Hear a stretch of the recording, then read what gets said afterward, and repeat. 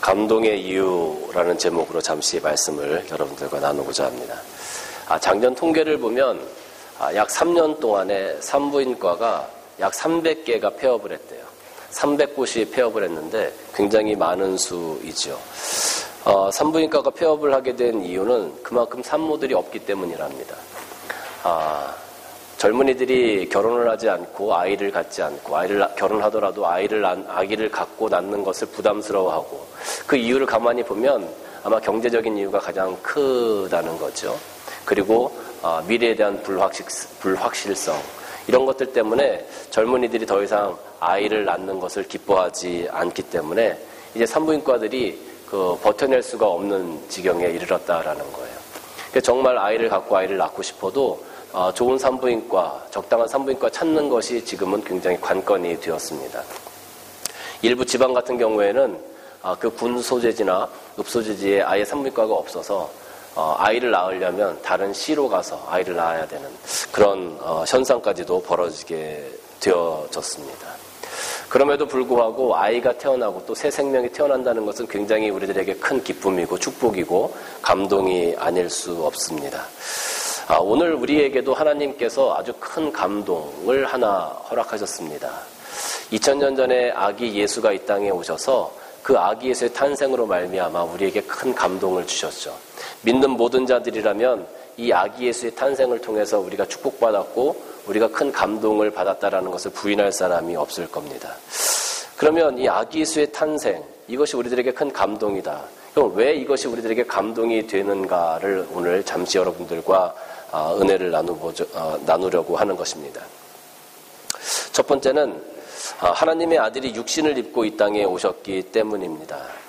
18절 말씀 보면 예수 그리스도의 나심은 이러하니라. 그가 그의 어머니 마리아가 요셉과 약혼하고 동거하기 전에 성령으로 잉태된 것이 나타났다 그랬습니다. 하나님의 아들 예수 그리스도께서 동정녀 마리아에게 잉태되어서 육신을 입고 이 땅에 오시게 되었다라는 것이죠.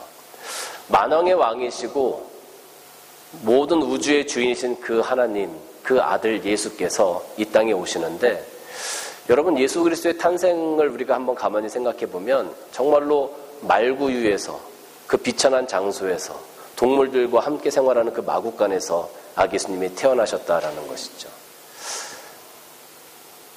만왕의 왕이신 하나님의 아들 예수 그리스도가 이 땅에 오실 때 정말로 화려한 호텔이나 화려한 왕궁이나 정말로 모든 것들이 다 갖춰져 있는 아름다운 그런 곳에서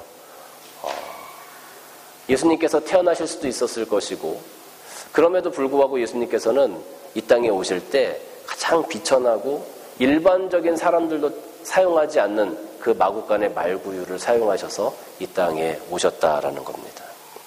이것은 바로 우리들에게 보여주신 하나의 겸손의 모습입니다. 하나님의 아들이 육신을 입고 이 땅에 겸손히 오신 그 모습이 사실은 우리들에게 아주 큰 감동이 되어지는 것입니다. 여러분 하나님의 아들 예수님께서 이 땅에 오셨을 때 왜 예수님께서 육신을 입고 이 땅에 오셨어야만 했을까? 왜 예수님께서 육신을 꼭 입고 이 땅에 오셨어야만 했을까? 그것을 한번 이렇게 고민을 한번 해봤어요. 그냥 하나님께서 딱 말씀하셔가지고 그냥 우리들의 죄도 싹 없애주시고 우리들 이해할 수 있도록 해주시면 안 될까?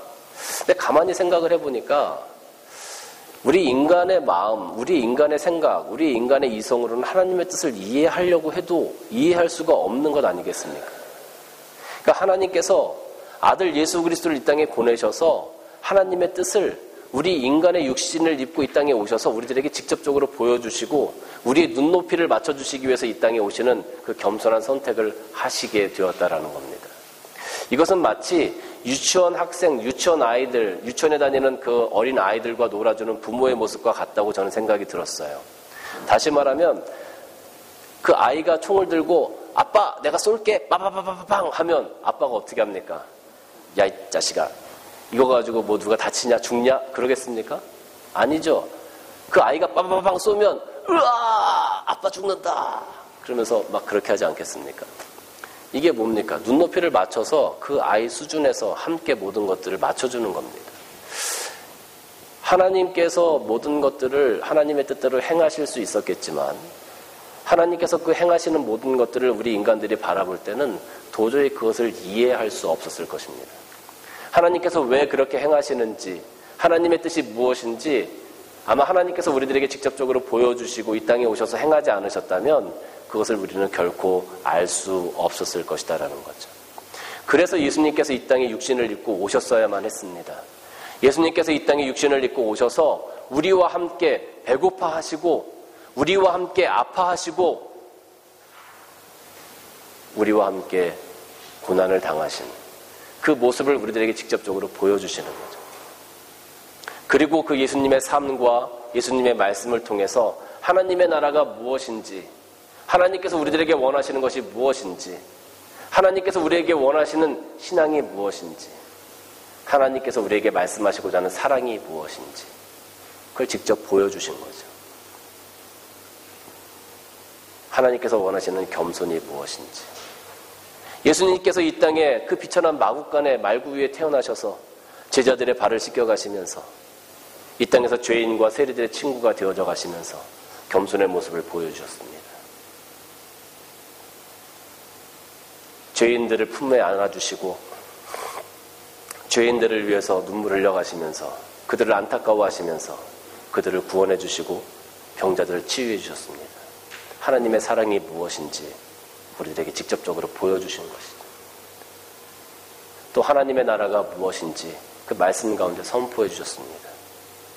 하나님의 나라 가운데 있는 영적인 회복, 육적인 회복을 실질적으로 예수님께서 우리에게 체험케 하여 주셨습니다. 그 모든 것들을 우리에게 직접 체험케 하시고 우리에게 직접 보여주셨어요. 우리 인간의 수준에서 말이죠. 그래서 예수님께서 육신을 입고 이 땅에 오신 겁니다. 우리가 하나님의 나라에 대해서 오해했던 많은 것들을 다 깨부수고 정말로 하나님께서 원하시는 것이 무엇인지를 우리에게 보여주시기 위해서. 그 당시에 하나님께서 원하시는 것을 오해했던 사람들이 참 많이 있었죠. 바리새인들과 사두개인과 서기관들은 어땠습니까? 그들은 하나님의 말씀을 다 지킨다고 했고 율법을 지켜가면서도 정작 죄인들을 사랑하지 않았고 아파하는 사람들을 껴안지 않았습니다. 그들을 향해서 예수님께서는 말씀하시는 겁니다. 대체 하나님의 사랑이 어디에 있느냐? 하나님의 사랑이 과연 무엇이냐? 너희들이 말하고 있는 하나님의 사랑, 하나님의 나라가 과연 무엇이냐? 그것은 바로 이렇게 행하는 거다. 그것을 예수님께서 이 땅에 오셔서 보여주셨던 거죠. 하나님의 사랑이 무엇인지. 하나님은 말씀을 통해서 우리에게 많이 말씀하셨어요. 사랑이 무엇이고 희생이 무엇이고 어떻게 해야 하나님의 나라가 되어지고. 그런데 사람들은 그 말씀 자체를 오해하고 자기들의 수준에서 그것을 해석하다 보니까 정말로 하나님께서 기뻐하시는 것들을 온전하게 행하기가 어려웠었다는 것이죠.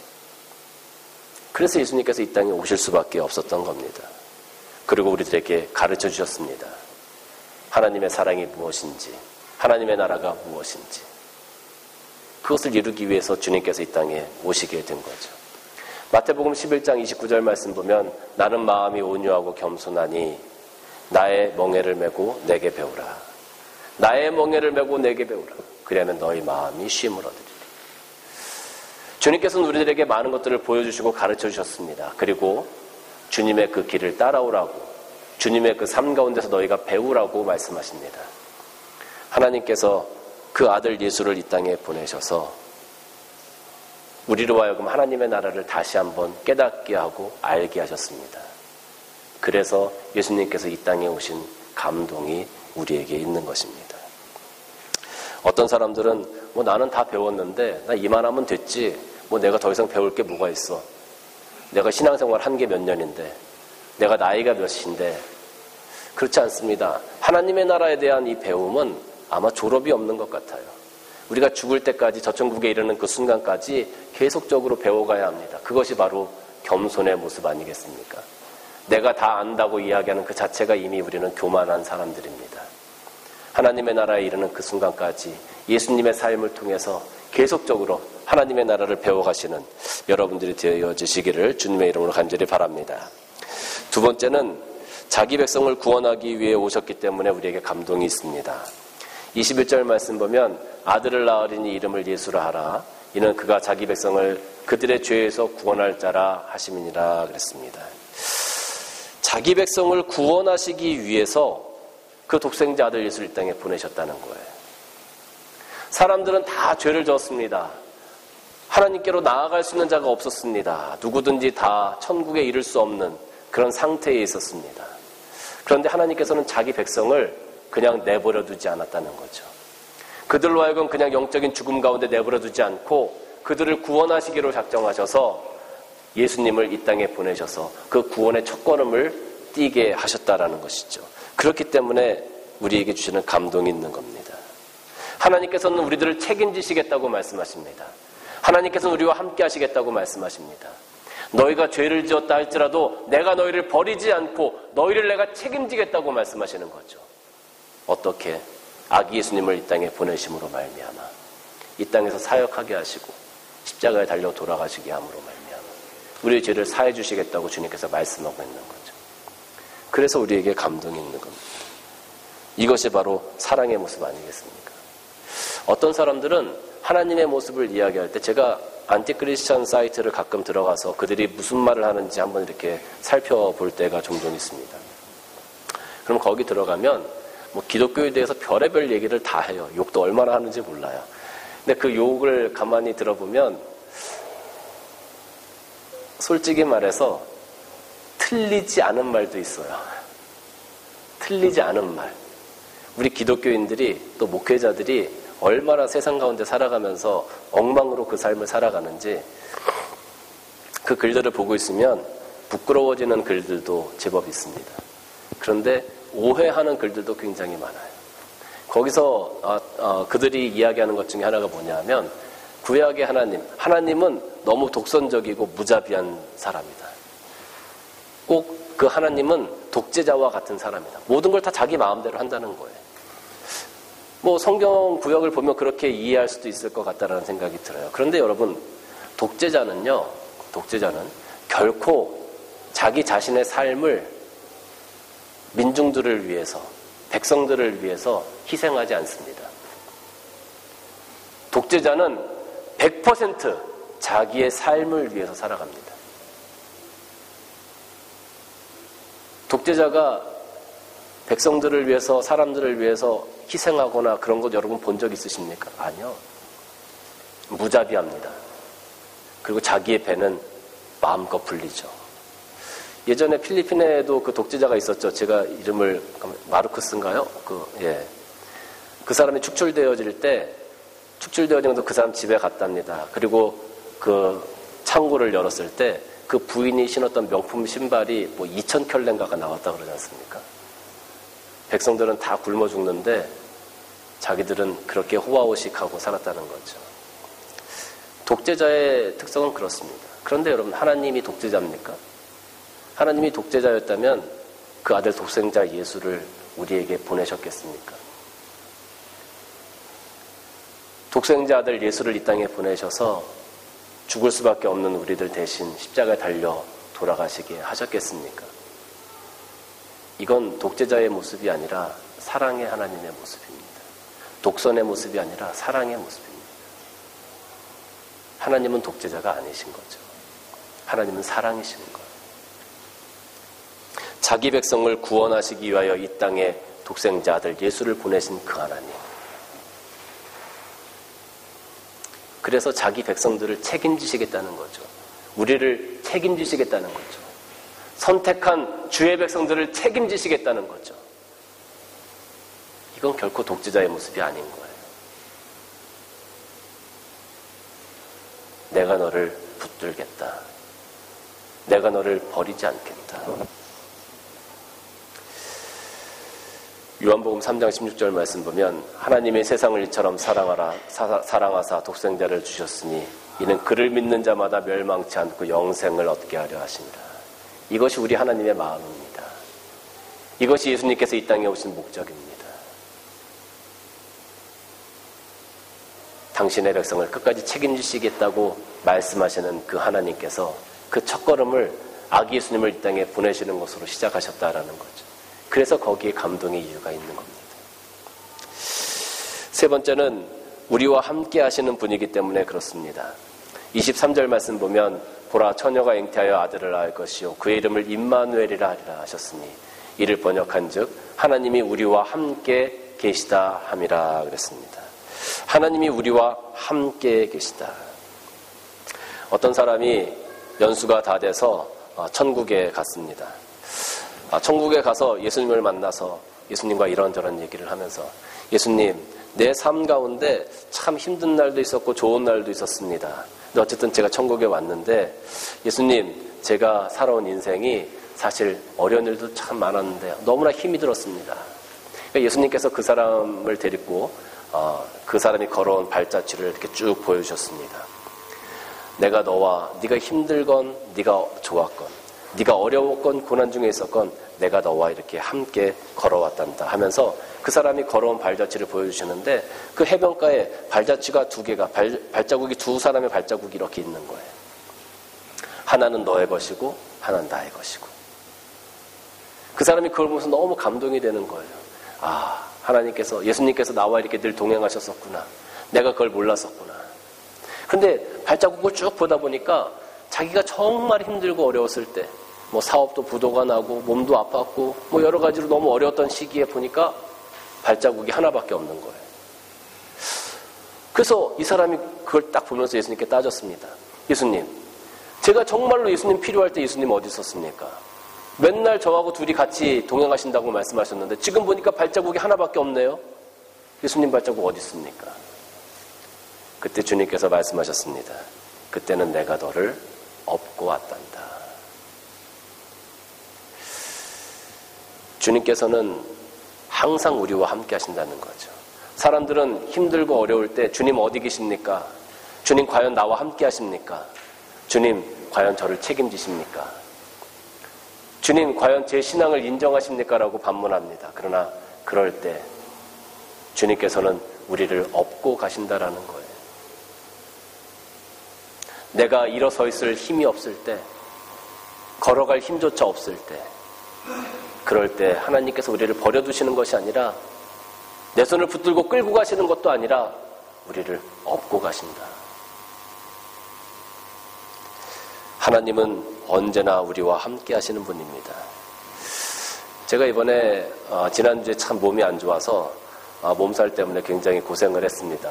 침대에서 내려오지도 못했고 제가 여러분에게 말씀드린 것처럼 호주에 와서 처음 GP한테 가서 주사를 맞은 그런 경험을 갖게 됐어요. 몸이 굉장히 안 좋았었는데 몸이 안 좋아서 이렇게 일주일 동안 이제 침대에 누워 있었고 그 몸이 아픈 가운데 그 몸살을 앓았는데 제가 그 가운데 또 더군다나 제 아내도 지금 없는 가운데 참 이게 혼자서 여러 가지로 이렇게 좀 마음이 착잡하더라고요.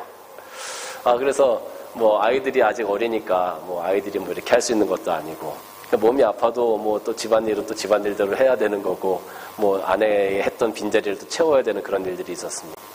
그런데 그런 가운데서 제가 참 마음에 위로가 됐던 게 뭐냐 하면 우리 많은 성도님들이 전화도 주시고 또 어떤 분들은 찾아오시기도 하시고 하시면서 이렇게 많은 위로를 저에게 전해주셨어요. 그거를 제가 이렇게 느끼면서 우리 교회 성도님들은 우리 산예등불교회 모든 성도들은 정말 우리가 함께 가는 사람들이구나. 함께 하시는 분들이구나. 이런 생각을 제가 하게 됐습니다. 얼마나 감사한지요. 또 제 아내가 지금 한국에 가 있는 바람에 아침에 와서 준비하는 손님들이 부족할까봐 아침 일찍 오셔서 막 준비하시는 걸 도와주시는 분들도 계시고 그런 것들을 바라보면서 우리 교회는 정말 함께하는 교회구나. 그걸 제가 다시 한번 확인하는 그런 계기가 되었습니다. 그러니까 얼마나 마음이 기쁘고 좋은지 아팠지만 오히려 이것이 전화위복이 되어서 우리 성도님들을 다시 한번 바라보게 될 수 있는 그런 기회가 되었던 것 같아요. 함께 하니까 너무 좋더라고요. 그런 마음이 드니까 너무 좋더라고요. 하나님께서 나와 함께 하시는구나. 그런 확신이 딱 생기기만 하면 내가 힘들고 어려운 그런 모든 상황 속에서도 그것이 힘이 되어지고 용기가 되어지더라고요. 여러분의 삶 가운데 정말로 힘들고 어려울 때일지라도 하나님께서 나와 함께 하신다는 그 확신만 있으면 이 임마누엘 하나님이라는 이 확신만 있으면 여러분의 삶이 바뀌어질 줄로 믿으시기를 바랍니다. 그것이 우리에게 중요해요. 하나님께서는 그걸 우리에게 알려주시기 위해서 아기 예수님을 이 땅에 보내주신 겁니다. 이 땅에 보내셔서 봐라, 내가 너희와 함께한다. 내가 너희와 함께할 때 이런 기적이 일어난다. 내가 너희와 함께할 때 이런 은혜가 있다. 내가 너희와 함께할 때 너희가 다시 한번 일어설 수 있다. 이것을 우리에게 보여주신 것 아니겠습니까? 사랑하는 성도 여러분, 이 임마누엘의 하나님을 이 성탄절이 다가오는 이 연말에 이 12월 달에 꼭 붙드시기를 바라요. 이 임마누엘 하나님과 함께 앞으로 다가오는 2019년을 잘 계획하시고 또 승리해 나가는 한 해가 되어주시기를 주님의 이름으로 간절히 바랍니다. 마태복음 28장 20절 말씀 보면 내가 너희에게 분부한 것을 가르치시게 하라. 볼지어다 내가 세상 끝날까지 너희와 항상 함께 있을지니라. 마태복음 28장 20절에서 그렇게 말씀하셨고 돈을 사랑하지 말고 있는 바를 족한 줄로 알아. 그가 친히 말씀하시기를 내가 결코 너희를 버리지 아니하고 너희를 떠나지 아니하리라. 내가 너희를 버리지 아니하고 내가 너희를 떠나지 아니하리라. 세상 바라보지 말고 하나님 바라보고 이 임마누엘 하나님을 의지하고 오늘 하루를 이겨나가시는 여러분들 되시기를 바랍니다. 사실 이런 이유로 해서 이번 성탄의 감동이 우리에게 있는 겁니다. 하나님께서 여러분들을 위해서 이 땅에 육신을 입고 그 아들을 보내셨고 또 내가 너희를 책임지겠다고 말씀하시고 내가 너희와 함께 하겠다고 말씀하시는 그 하나님. 이 성탄을 통해서 여러분들이 그 하나님을 경험하시고 그 하나님과 함께 또 이 기쁜 성탄 가운데 믿음의 고백이 있으시기를 주님의 이름으로 간절히 축원합니다. 우리 말씀 생각하시면서 잠시 묵상으로 기도하겠습니다. 기도하실 때에 하나님 성탄의 감동이 다시 한번 우리 삶 가운데 있을 수 있기를 바랍니다. 성탄의 감동이 내 삶 가운데 있어서 하나님께 드려지는 놀라운 믿음의 고백, 감사의 고백들이 있는 귀한 성탄이 되게 하옵소서. 잠시 묵상으로 기도하겠습니다.